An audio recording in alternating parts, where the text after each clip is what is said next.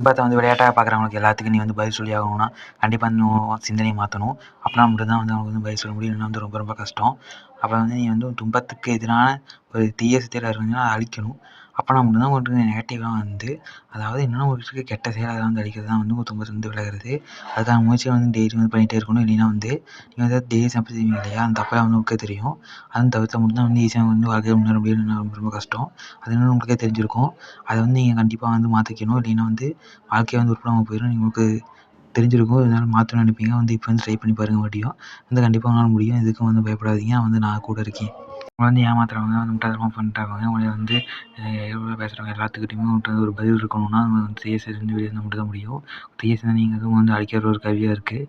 அப்போ வந்து அது வந்து வெளியே வரலன்னா நீங்கள் வந்து கடைசி வரைக்கும் மாட்டிக்கிட்டு ஒரு முட்டாளாக தான் இருப்பீங்க.